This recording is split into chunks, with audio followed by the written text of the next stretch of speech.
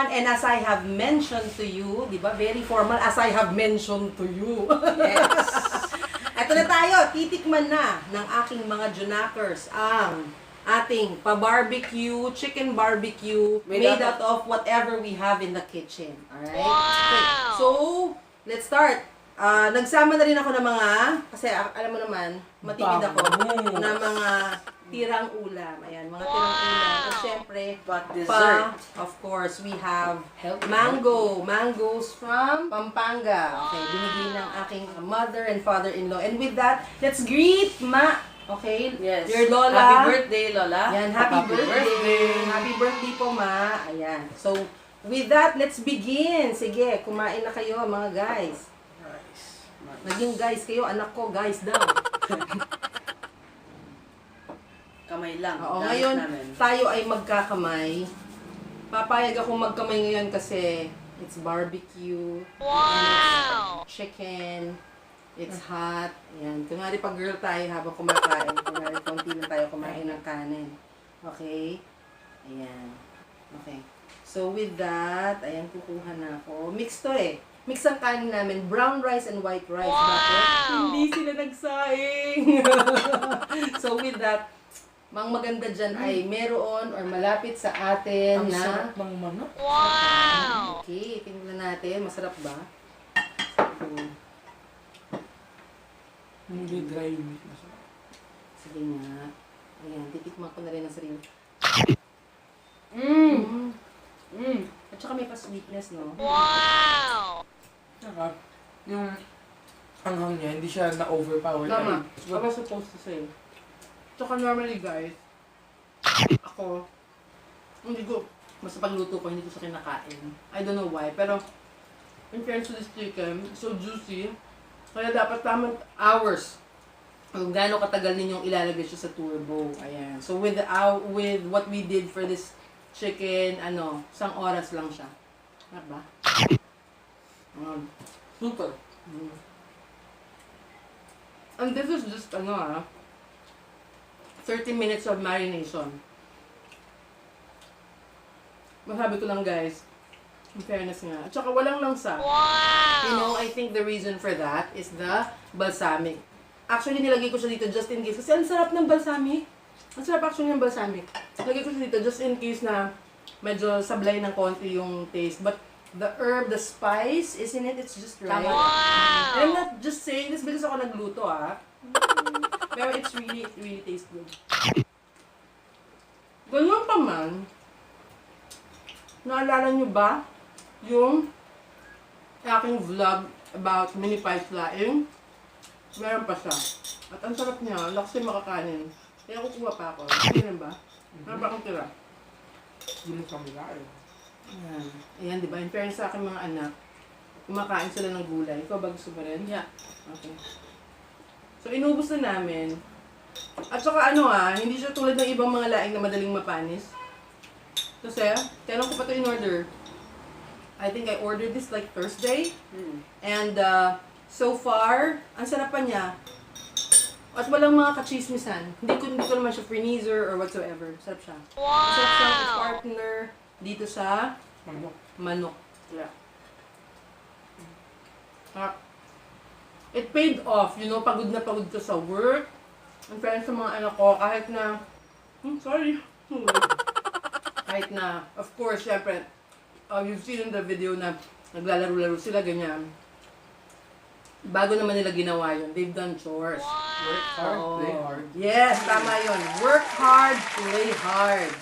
I started giving them chores. Maliliit pa lang sila.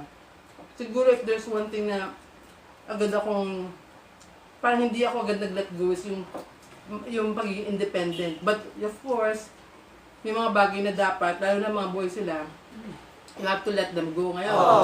Kaya na mag-commute. Sila na rin na naglalaba. Wow! Pag wala yun, nagtutupi ng damit. Boys yan nagtutupi ng damit, naglilinis ng bahay. From inside and outside, I'm so happy. Ang linis ng aming bintana ngayon. Hindi ko alam kung it was ages, I believe. Okay. Kailangan, kahit na nagsasalita, kumakain.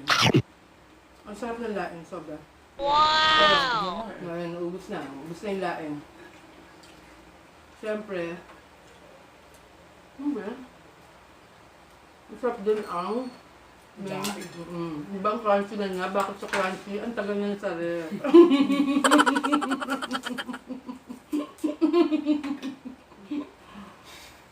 Hindi lang. In fairness, malutong siya. Hindi siya matigas, pero malutong. Ano yan? I always believe na it's okay to eat pangat, basta alam mo kung hanggang ilang pangat. Pangalawa, pangatlo, pang-apat, ibang usapan na yan.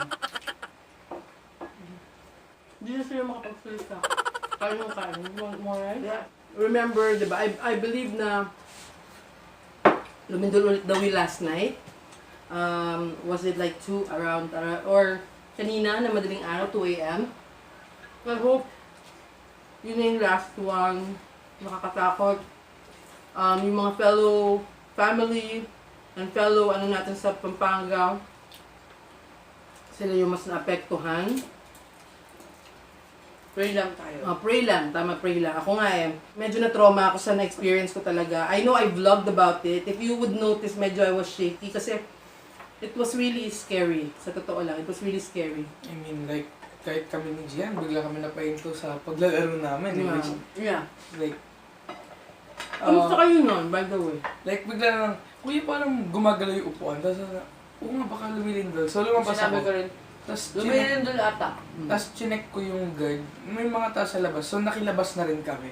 Like, just in case. Tapos, tinanong ko yung guard na, sabi niya, lumindol. So, I had to talk to the guard. Tapos, sabi niya, oh, lumindol nga. Tapos, sabi, buti na lang lumabas kayo. Diba? Ako, sa totoo lang, nung time na nangyari yun, ma-share ko lang ha. Kasi nung time na yun, parang na-moment ako, parang nawala ako sa sarili ko. Una kong inisip, kasi I was having a meeting with the owner of the company, as I have mentioned sa previous vlog ko. And medyo yung conversation namin, it was quite serious. And then here, I thought nga at that time, puso, parang akala ko nagpapalpitate ako. Until, sabi ng CEO namin is that, there's an earthquake. I tried to calm down. Pero on my head, I've been praying, and then I'm thinking of my children, my husband, my sisters, my father. I've been thinking of them. And then yun nga, nakwento ko, I dunked. Parang after 30 seconds, or 30 seconds, or mga, I don't know, basta, medyo matagal. I tried to calm down, kaya hindi ko carry. I went down, I dunked, and then, the funny thing, sinundo na kami, nakita ko yung isang kulig namin talaga nakaano sa ilalim. Hindi ko lang nadala yung phone ko nun because I thought that it would just be a very short meeting. Pero had I gotten it, I was able to siguro document it. Pero yun nga, pag pala nandun ka na, parang naisip ko lang, sabi ko, kung ako ay aalis, pwedeng bigla na lang bumagsak yun. Kasi, baka bumagsak na lang yung ceiling. Kapag naman ako naghagdan, parang wala ka talagang kawala. So, I was thinking, parang sabi ko, sige Lord, kayo na lang pong bahala sa mga anak ko, if ever yun. Pero, thankfully, ayan, buhay na buhay, lalakas pa kumain. Wait niyo yung aking vlog. I already have decided eh. As you can see, ang ganda ko nung simula ko ng vlog eh. Eventually, parang pumapangit na ako ng pumapangit. Of course, kasama na doon yung mainit. Medyo hindi ko na rin naasikaso ng konti yung sarili ko, mga concerns, ganyan-ganyan. So, I decided, magbabalik alindog program tayo. Abangan nyo yan, okay? So, abangan ninyo. At ayan, abangan ninyo ang pagkaubos din ng kanin, ng gabundok na kanin. Yes. Pakasarap ko sa yung mga. Thank you. Pakasarap. So, Guys, yummy. Nangyari. The magic. Magic. So, alam ko gusto pa yun ng mga anak ko. So, kukurot na lang ako. Okay, gusto mo pa yung kanin. Wala na po. Ayan. Ayan, ano na nangyari sa kanin, guys? Nung nakain ko yung bawang. Grabe, diba? Akala ko skin. Yummy.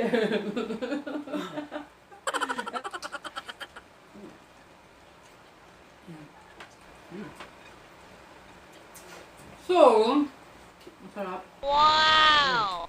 In fairness, dahil dyan, paubos na ang mga pagkain nila. Bukas, itong almusal nila.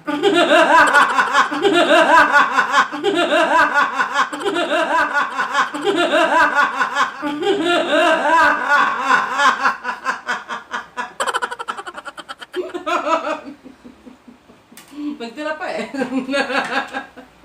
Tama-tama, tigisa kami ah. So sa akin, nagkalahati sila.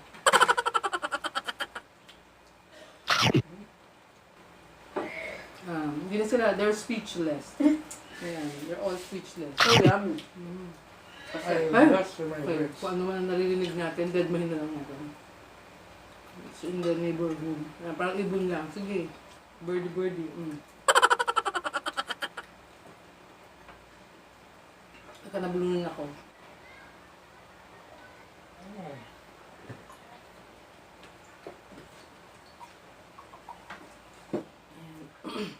Okay, sarap.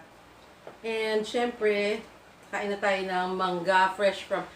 Actually, I'm not sure if this is Indian mango, pero maliliit sila, pero nahinog na sila eh. Pinadala to sa Very akin. sweet. Wow! Pinadala to sa akin. Yeah. Pinadala to sa akin, ano yan. Hindi pa siya hinog. Yeah. Ngayon hinog na. I totally forgot that there were mangoes in the fridge until we got back from our holiday. Which is okay lang, sarap. Ang sarap na matamis eh. Yes, okay. So, tapos na kami. At saka ako syempre medyo mag-aayos-ayos na rin. Bilang mandirigma, meron na naman tayong pasok bukas. So, thank you once again for staying with us from the beginning until the end. And we thank you so much for my subscribers and especially for my new subscribers. Thank you very much. I promise you na, hindi ko alam kung ano ipapromise ko. Basta manood na lang kayo ng mga vlogs ko. I'll make it a point to have some, bukod sa aming mga daily, yan, nakikita nyo, pa-cooking, mga kain. Ang sarap. Ang sarap pala. Hindi ko alam mas, ito yung tinatawag na mukbang. Diba? They call it mukbang. Ayan. Sige, go. Let's go, mango. Ito lang ang normal na eating moment namin. Yan. Thank you. Okay. So, thank you once again. We're ending this vlog. Have a great day. Today is Wednesday. It's Wednesday. Okay, it's Wednesday. 2 more days. 2 more days before rest day. Okay. So have a great day once again. Thank you. And until next time, don't forget to subscribe, hit the like, and the bell for the notification. Thank you. I love you guys. Thank you. Bye.